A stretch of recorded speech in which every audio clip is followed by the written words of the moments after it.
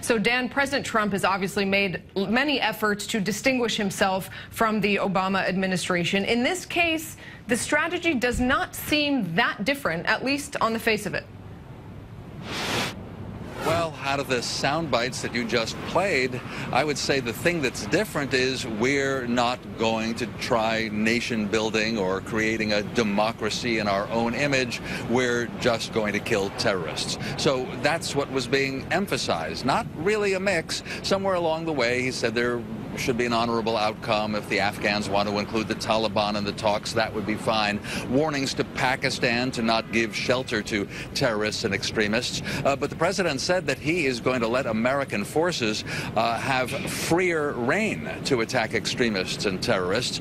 He did not give a number. He said he's not going to give numbers. He's not going to give dates. And now U.S. officials are not quite confirming what they had said yesterday, that the president will be sending 4,000 more Americans, making the total 12,500 in Afghanistan, with NATO allies also agreeing to send some troops. The Department of Defense says it doesn't want to be linked with any specific number, but it has the new strategy. Again, kill terrorists and keep them far away from the U.S., and I don't see any strategy for winning or ending the war, and I'm not even sure. I wonder what Lawrence Korb will say, whether it's really a war for 16 years or it starts to become a counterinsurgency presence, a little bit like Germany and Japan and South Korea, in which U.S. forces stayed forever, but with violence added, constant violence. Nurit.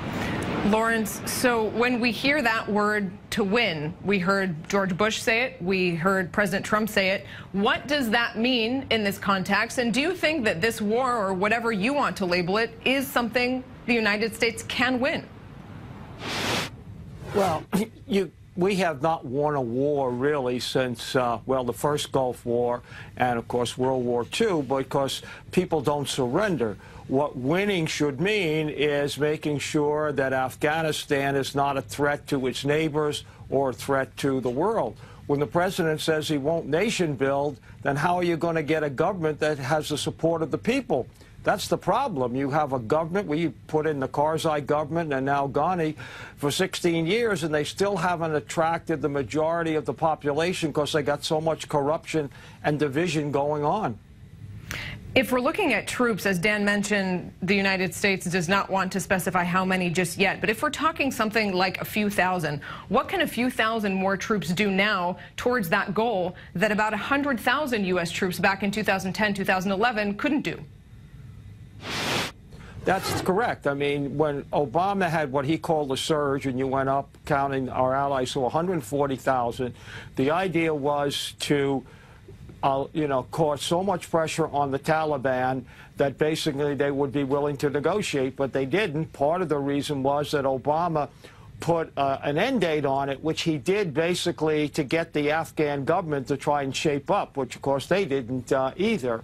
And we are back where we were. Obama wanted to be completely out by the end of his term, but when he realized that that would cause more problems than it would solve, he kept the 8,400, and this is not much of a change. I mean, unless you're willing to go back to 100,000 again, you're not going to defeat the Taliban.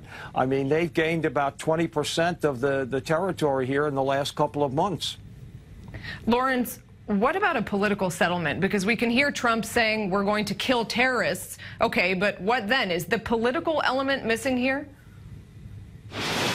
Well, eventually to have, Afghanistan to be less a haven for terrorists and less a threat to the countries in the region, you're going to need two things. One, you're going to need to get the Taliban to have part of what we call the Pashtun area. And if they're willing to accept the Constitution, they can do that because they have their support. The other is you got to get the regional powers involved. Trump was right to talk about Pakistan, aiding the Taliban. But then when he said, I'm going to ask India to do more, that's the reason that the Pakistan aid the Taliban, because they don't want India to have a foothold in Afghanistan. But you got to get all the regional, China, Russia, Iran, Pakistan, India, all have a vested interest in Afghanistan being stable. All right, briefly, Dan, we're looking forward now, waiting for Secretary of State Rex Tillerson to speak. Maybe some more clues coming up there. I would expect so. If there really wasn't a lot in the president's speech about what diplomats might do, about perhaps some political initiatives in the region, that, of course, is what we expect from the State Department. Tillerson rarely takes questions. This is only the second time at the State Department that he'll do so. I do feel that Afghanistan is the top of the agenda right now, though there are a lot of problems in the world that reporters might ask him about in the region. Right. Some new sanctions on Russia and China and the North Korean crisis as well. We'll be getting to that a little bit later. We'll bring you Secretary of State Rex Tillerson live. For now, Lawrence Korb, Dan Raviv, thanks.